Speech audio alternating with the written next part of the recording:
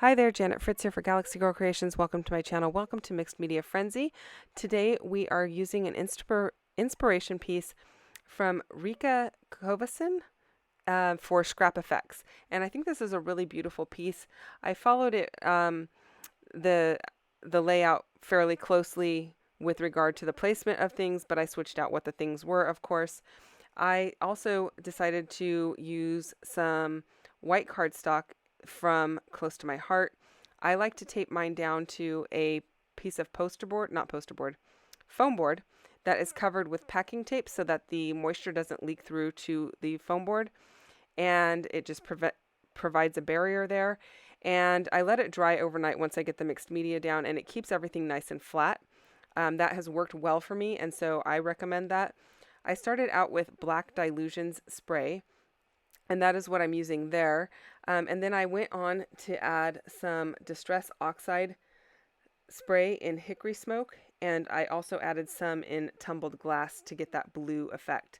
Now I have this stencil from Paper Roses. I have actually two stencils. One is Industrial Fragments. The other one is called HUD, the circular one. And I really like their stencils. I thought these were really kind of fun stencils. They're kind of industrial looking and very masculine. And so I thought they'd be perfect for this layout with my son-in-law and my grandson. And I am using some Picket Fence Studio paper glaze. The black is called Black Pansy. The silver is called Artemisia. I think that's how you say it, silver. And I will link everything down below as to what I used so that you can find it easily. So I really like the way that those came out, and I really love paper glaze because it dries very quickly. So that is always a big bonus in my book. I don't like to wait. I get impatient. And so I don't mind letting the background sit overnight, but when I'm doing the stencil work, that's when I get the most impatient. So yeah, just the fast dry time is definitely a big bonus for me. I thought I might use that roll of film, but I didn't end up using it. I think there is actually some film strip on the original up there in the corner, but I went through my embellishments and pulled out some stuff from the Cocoa Vanilla Studio Boys Rule and Legendary, and I kind of mixed the two in, pulling in some flair. I also pulled in that heart that has the brickwork and the gears. That is from MK's store over at Some Assemblage Required on Etsy. I will link that down below as well if you're interested in getting any acrylic pieces or wood. She has amazing stuff, so I always recommend her shop. She's quick to ship and has wonderful items. So I have this black tape. It's not washi tape. It's more plasticky than washi tape, but it is also not like a Scotch tape. It is clear with a black stripe on it, or the black diagonal stripe. And so I thought I would use that. And it is from Ms. Sparkle and Company, which from what I understand, that is a Joann's brand. I got it as a giveaway at a crop, and so I am really enjoying using it. And so I thought I'd pull that in. It's perfect for this layout that has so much black and a little bit of blue. And I thought that was perfect because in the photo, they are wearing black, and there is a big presence of blue because my grandson's pants are blue. So I thought that was perfect. The paper that you see there, that black and white striped one, is just out of my scrap bin. It is from Bella Boulevard, but I thought it was perfect as well since we're just working in kind of this monochromatic color scheme. I suppose you could have worked in any color scheme. You didn't necessarily have to use the exact same colors as what was on the inspiration piece. But I decided to stick kind of close to those grays and such. I added the blue, but I thought it worked well because this is such a masculine layout, and primarily their clothes are black and gray. And so that's why I decided to do that. Now I do pull in this viewfinder. It was a cut file. I'm not sure where I got it. Honestly, it's been in my stash for quite a while.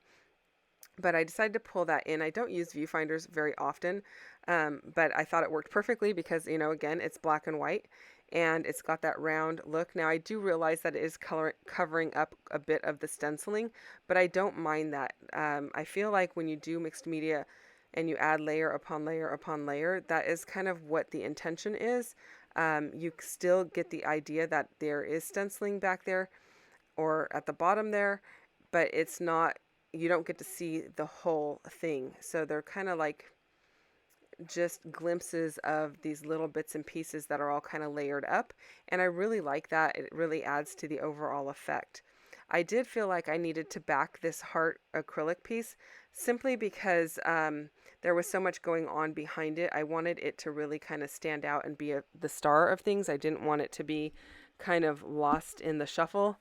And so I decided to go ahead and trace it. And then I am going to spray it again with the tumbled glass Oxide ink. And I think that makes it look really good. You don't get to see the spraying because I didn't pull out my box or anything. I just sprayed it over the trash can because I had some additional paper and paper towels in the trash. So I just went ahead and sprayed it there to kind of just be done with it. But you get the idea. So for the larger droplets, I kind of, on the background anyway, I kind of hesitate to spray, and that's what kind of gives me those bigger droplets. You don't push it all the way down fast. You kind of push it slow and hesitate, and it gives me these bigger droplets. But if you want a finer spray, then you definitely need to, or at least in my case, I definitely have to like push it down a lot faster, and you get a more fine spray. So I'm liking the way that this is coming together. I don't use a flare a ton. I do use it periodically, but not super often. And when I do use it, I do have to kind of pop it up onto some foam. These do have foam already behind them, but they still were not attaching 100%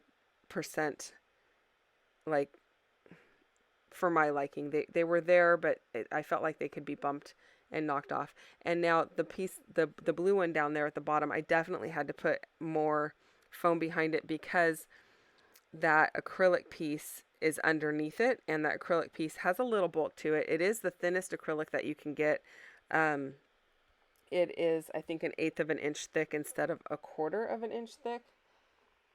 I think that's right. So it is very thin. I could be off on the measurements, but it's the thinnest one. And from my understanding, they don't really make acrylic thinner than that. And you can only get black and white in this thickness. Now, and that's not something I know scrapbooking related. My son used to work for a company that did the acrylic, and that's what I learned from them.